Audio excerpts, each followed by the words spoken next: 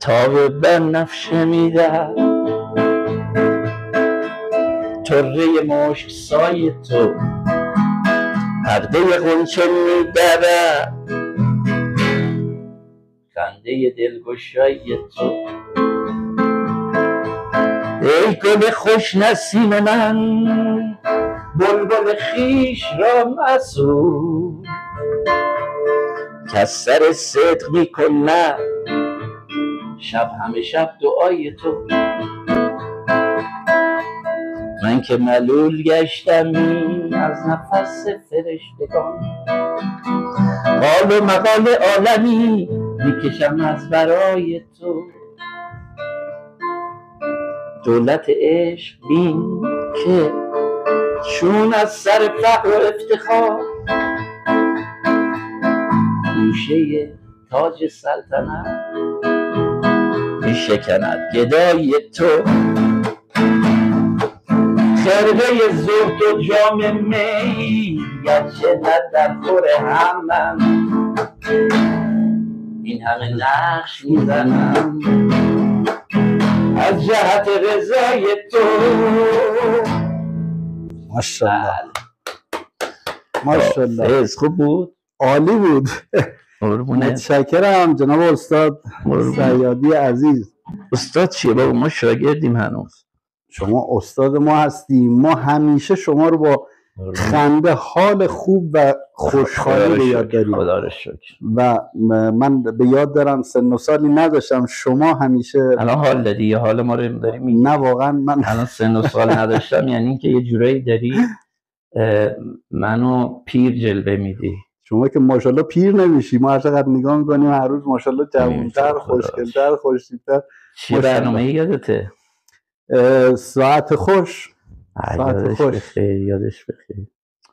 ساعت خوشم دورانی بود. ساعت خوش یه اتفاق بود به نظر من. خیلی تیم خوبی بودید استاد. آره، اون بعد از جنگ بود، فضای طنز و اینجور چیزا خیلی به نظر من باید اینجور کارها رونق پیدا میکرد.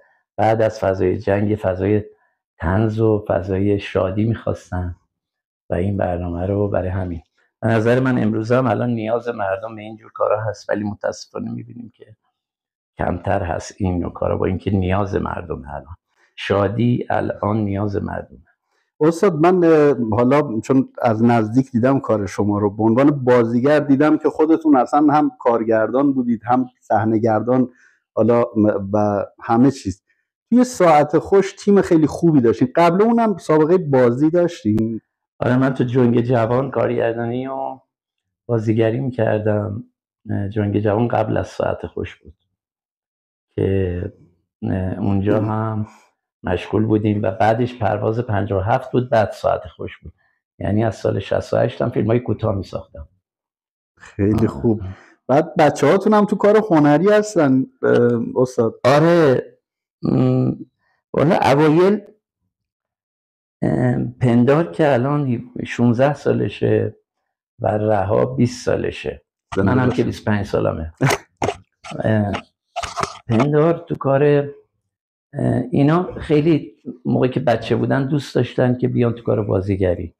من خودم یه فیلم ساختم، اینا رو بردم، یه روز خسته شدن، 2 نقش بچه که داشتن با بادکنک بازی میکردن بهشون دادم. یه خورده از فضای بازیگری خیلی علاقه‌مند بودن، یه خورده داشتن سرد میشدن. یادم یه بار بردمشون خندوانه دعوت کرده بودن، من با این 2 رفتم. اینها فرداش اومدن گفتم بابا ما دیگه نمیخوایم بازیگر شیم. گفتم چرا؟ گفت مدرسه بابا، فردا همه بچه‌ها دور ما جمع میشدن، 1000 نفر سوال میکردن. گفتم ما یه عمر داریم این کارا رو میکنیم، پس چیه؟ اونجا زده شدن. یه 7 سال گذشت تا الان سن 16 سال رسیده، اونم 20 سال رسیده. پسرم داره نمایش میخونه و دخترم هم داره سال اول دانشگاه داره سینما میخونه. ماشاءالله. دوباره یعنی برگشتم.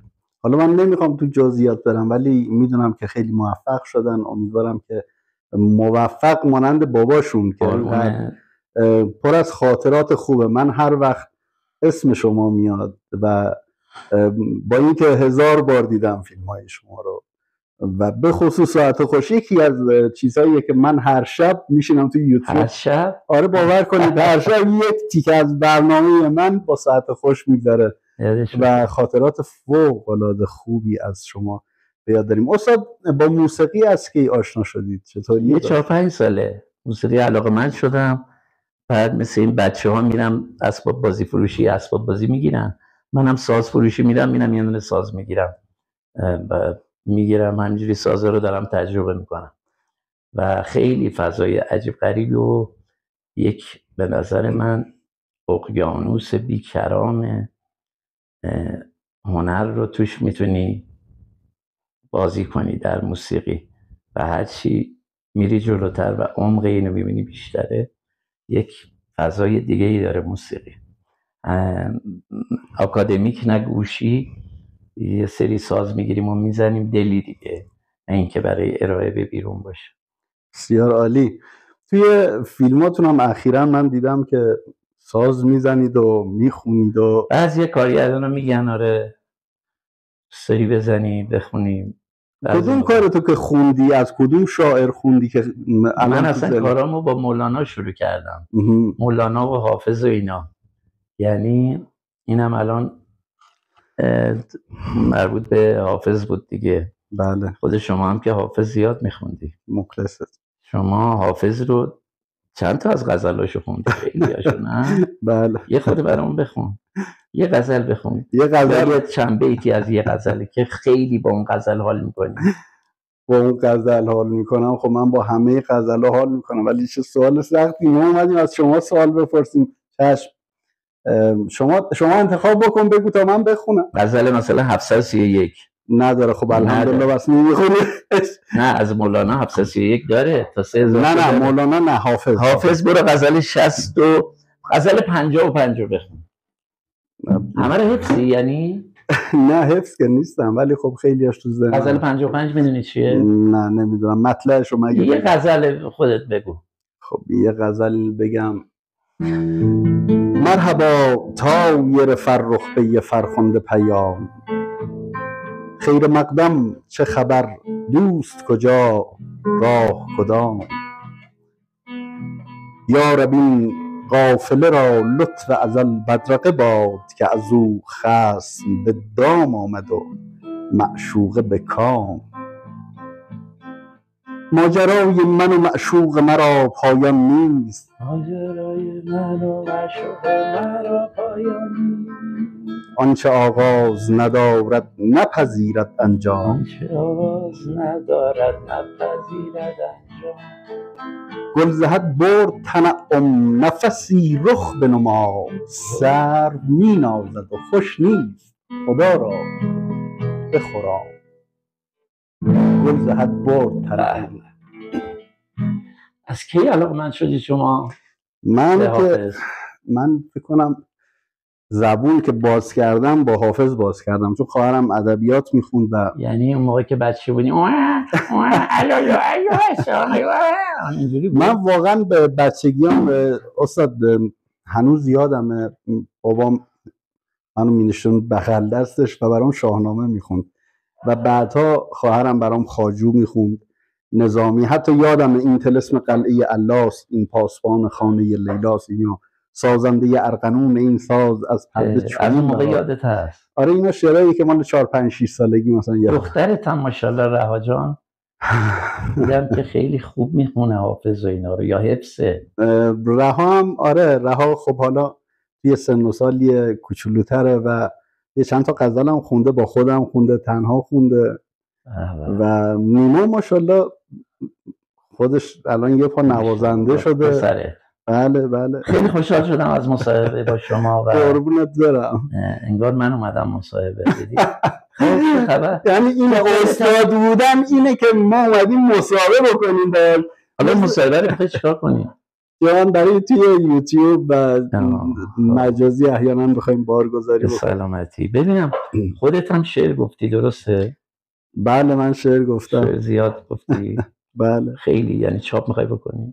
ما که مال این چیزا نیستیم. شاعر اگر سعدی شیرازی است بافته‌های من و تو بازی است.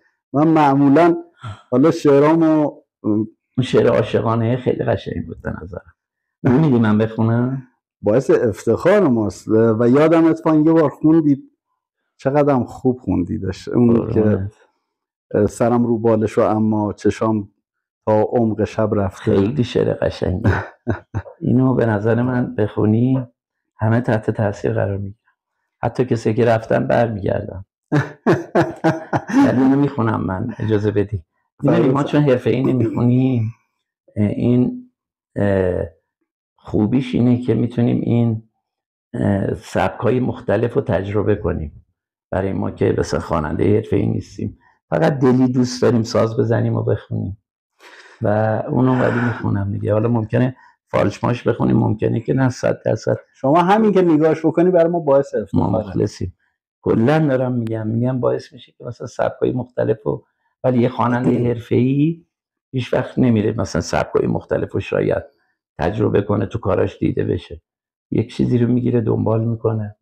ولی کسی که حرفه‌ای نیست مثل ما میتونه بلوز، نمیدونم کانتری، میتونه سنتی، میتونه انواع اقسام موسیقی یا سبک‌های مختلفو تجربه کنه. خب استاد اگه برگردی عقب باز بازیگر میشی؟